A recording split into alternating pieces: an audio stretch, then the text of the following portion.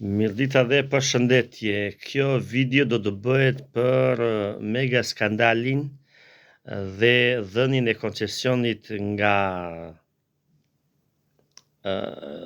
shteti shqiptar një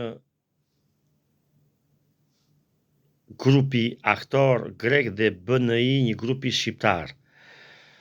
Grupi aktor është një grup që merret në Greqi që nga 87-a i themeluar dhe merret me ndërtim, me infrastrukturë, me ndërtime aeroportesh, por nuk ka eksperiencë në miniera. Dhe kjo është çudia e parë. Grupi BNI, siç duket, i takon një zotërie që quhet Mirsat Uruçi. Dhe ky një emër i dyshimt. Më para ky zotëria Uruçi ka qenë i punësuar nga një kompani serbe për energjinë dhe kompania quhet EFT dhe ky ishte tip përfaqësuese nuk çfarë ishte për këtë kompani. Dhe ky zotëria Mirsat Uruçeviç është me origjinë siç duket nga Malizi dhe që nga koha e pashallokut të Shkodrës ka ndërën në Shkodër dhe kemi të bërë me një slav të shqiptarizuar. Dhe kuptohet që ka punuar për kompani serbe dhe tani bën ndërmjetësin me Edi Ramën. Pra ky do marri 49% dhe kompania aktor greke do të marri 51% dhe kjo me ndërmjetëse të ambasadores amerikane që ishte dashura e djalit të Trump në Athinë dhe vin dhe kontakton, pra ka ndërhyrje dhe kjo është një lëvizje e çuditshme. Pra nuk kemi të bëjmë me ky emër, pra Mirsat Uruçi ka qenë tek fotovoltaike që do bëheshin në Akërni, të cilat u anuluan më vonë. Pra nuk është dhe aq i panjohur dhe se si është bërë biznesmen ose është prestanome për dikë tjetër, këto duhet me kalimin e kohës duhet të vërtetohen dhe i bëj thirrje SPAK që mos të merret me 50 milionë euro për një ministruc, po të merret me korrupsion të nivelit të lartë, tu kemi të bëjmë me korrupsion minimalisht 16 miliard euro. Pse? Kompania që ka marrë është greke dhe ka marrë në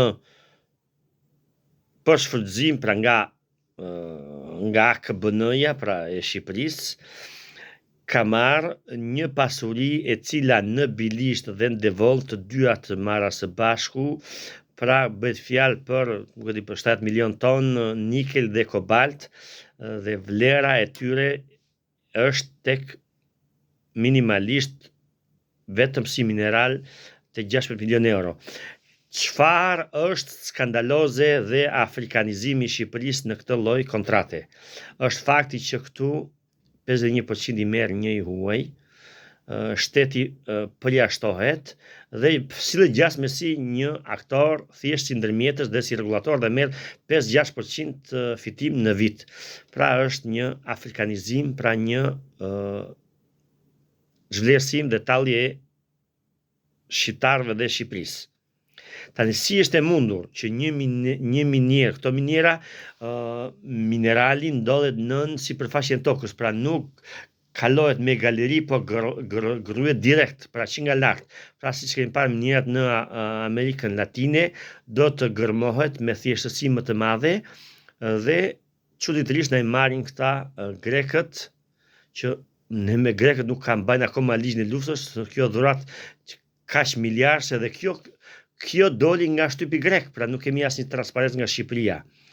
Pra e mira do të ishte, siç e kanë propozuar kur dola me programi për fusha elektorale për minierat që ju thash dhe me Elena Kocaqin t'ju kthejmë Shqipërinë shqiptarëve, ky është slogani im dhe ky slogan i frymëzuar nga e kaluara dhe nga Mithat Frashëri, pra nuk jemi të rastësishëm dhe kisha kërkuar që të krijohet minierat pra të kompani shqiptare, shtetërore, ku çdo shqiptar në Shqipëri dhe jashtë Shqipërisë të investoj pra $300-500, pra të jenë aksioner gjithë shqiptarët në minierat e Shqipërisë, të jetë shteti shqiptar 51%, të jenë shqiptarët e diasporës, ka shqiptar me miliarda dollar shqiptar në Amerikë, 2-3 që zotërojnë të paktën rreth 50 miliard euro kapital, janë shqiptarët që kanë kapital pra të investohet dhe të ketë përfitim Shqipëria. Pra, këtu skandali është që kjo thjesht merret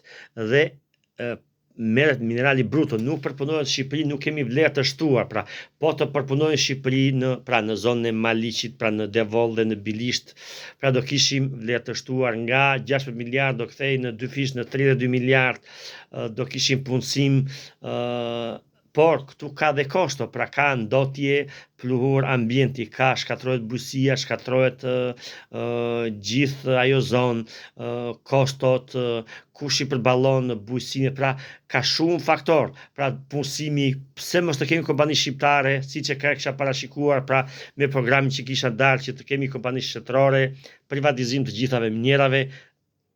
Arabi Saudite ka naftën e kemi, nikelin, kobaltin, hekurin, kromin, pra 30.000 euro një kilogram kobalt. Pra neve duhet që të marrim fatin ton dorë dhe t'ja kthejmë Shqipërinë shqiptarëve. Dhe ky mega skandal nuk duhet të kalojë pa u vënë re. Ju përshëndes.